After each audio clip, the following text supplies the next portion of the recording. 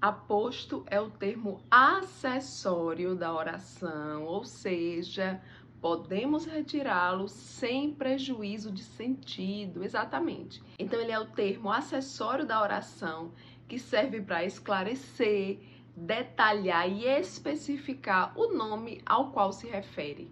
Ele sempre vai fazer referência a um termo da oração, certo? A intenção aí é detalhar, mas como o nome já está dizendo, é um termo acessório.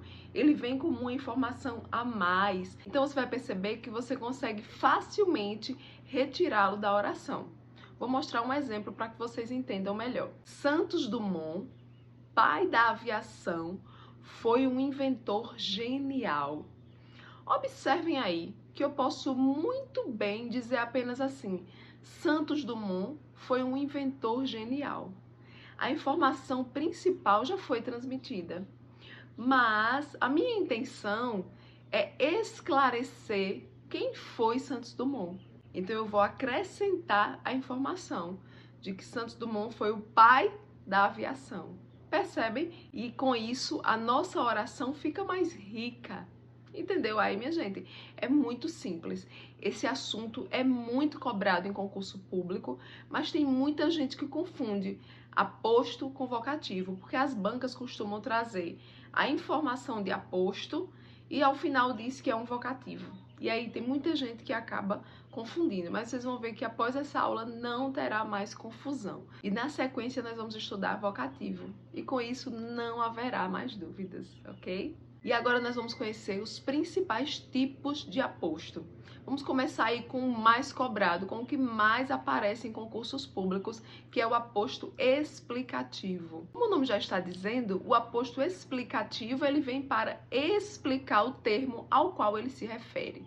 Tá, gente? Então, foi o exemplo que eu acabei de dar. Então, eu vou trazer mais um exemplo para que você não tenha mais dúvidas. Jaqueline, a aluna mais dedicada do cursinho, foi aprovada no concurso público. Vocês vão observar aí que quando eu digo que Jaqueline foi aprovada no concurso público, eu já trouxe a informação principal e você já consegue entender sem nenhum problema.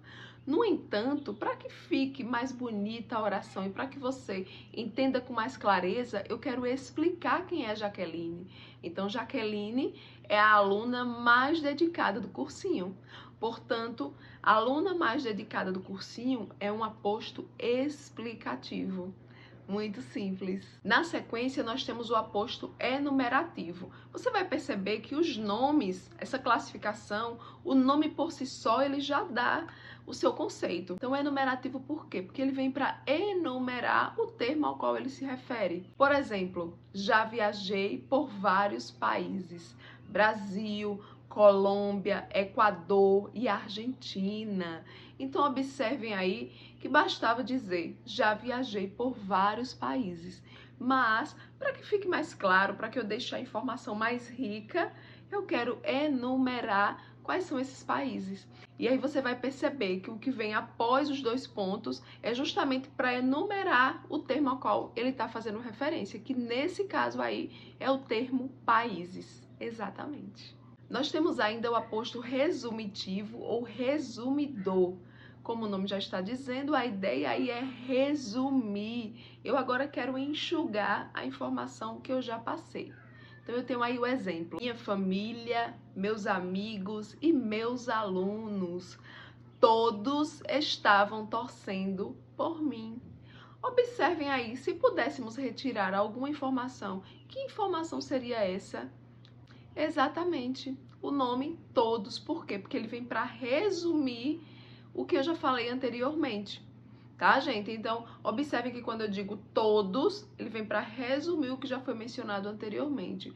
Minha família, meus amigos e meus alunos, tá? Então, eu poderia dizer assim, minha família, meus amigos e meus alunos estavam torcendo por mim. Você notou que todos os exemplos que eu mencionei até agora, o aposto é facilmente retirado da oração e não há prejuízo de sentido com a sua retirada. Percebem? Então isso vai ser muito fácil para que você identifique aí o aposto, tá certo, gente? Ai, gente, uma informação importantíssima. O aposto sempre vem isolado por um sinal de pontuação.